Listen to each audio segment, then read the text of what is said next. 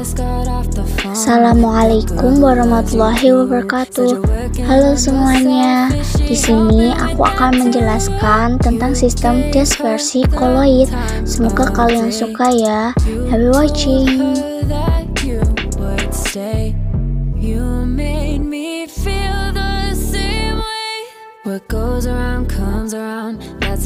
Nah, jadi jika suatu zat dicampurkan dengan zat lain, akan terjadi penyebaran secara merata dari suatu zat ke dalam zat lain yang disebut dengan sistem dispersi. Sebagai contohnya, air sebagai medium pendispersi, sedangkan tepung kanji disebut zat terdispersi fase terdispersi.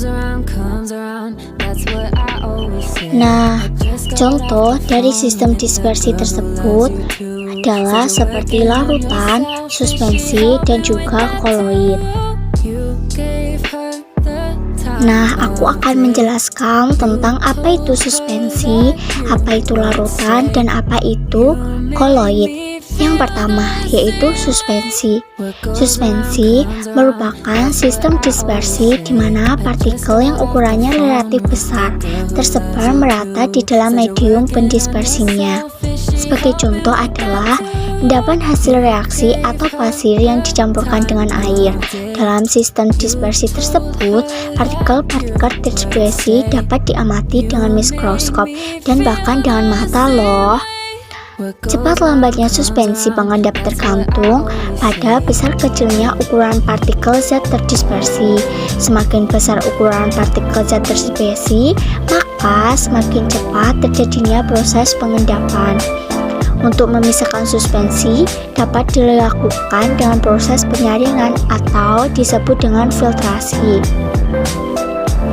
Oke, selanjutnya aku akan menjelaskan tentang apa itu larutan.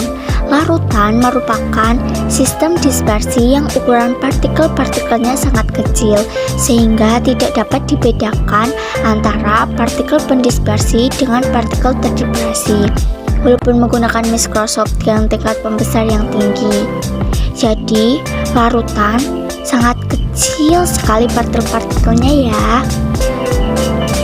Terus, tingkat ukuran partikel larutan adalah molekul atau ion-ion, sehingga larutan merupakan campuran yang homogen dari sukar dipisahkan dengan penyaringan atau alat sentrifugasi.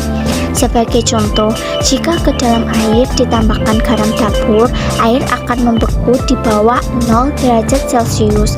Semakin banyak garam yang ditambahkan, maka semakin besar penurunan titik bekunya. Sekarang aku akan menjelaskan apa itu koloid. Koloid merupakan sistem dispersi dengan ukuran partikel yang lebih besar dari larutan, tetapi lebih kecil daripada suspensi. Pada umumnya, koloid mempunyai ukuran partikel antara 1 nm sampai dengan 100 nm. Selanjutnya, beberapa koloid tampak secara jelas fisik, misalnya santan, susu, dan lem. Tetapi beberapa koloid sepintas tampak seperti larutan kanji yang encer dan agar-agar yang masih cair.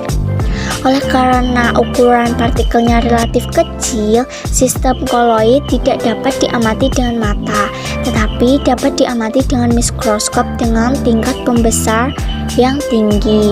Beberapa koloid dapat terpisah jika didiamkan dalam waktu yang relatif lama, meskipun tidak semuanya. Misalnya, koloid belerang dalam air dan santan. Nah, di sini ada tabel perbedaan umum antara sistem dispersi, suspensi, koloid, dan larutan. Coba aja ya teman-teman.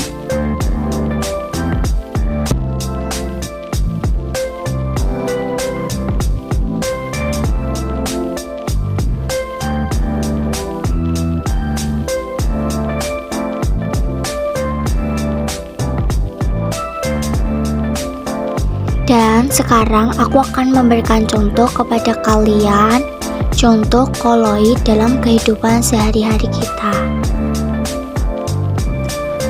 Contohnya seperti roti, susu, dan keju merupakan sistem dari koloid. Selanjutnya, aku akan memberikan kalian beberapa jenis koloid. Koloid banyak dijumpai dalam kehidupan sehari-hari, misalnya santan, susu, es krim, debu, dan asap. Selain itu, roti, kue, dan akar-akar merupakan bahan makanan yang merupakan sistem koloid. Beberapa zat yang tidak dapat larut akan stabil dibuat sebagai koloid. Misalnya, bahan kosmetik seperti lipstik, pembersih, dan minyak rambut. Obat-obatan yang sukar larut biasanya juga dibuat dengan koloid, misalnya sirup, obat, batuk, dan minyak ikan. Oke guys, thank you. Bye-bye, see you next time ya. Assalamualaikum warahmatullahi wabarakatuh.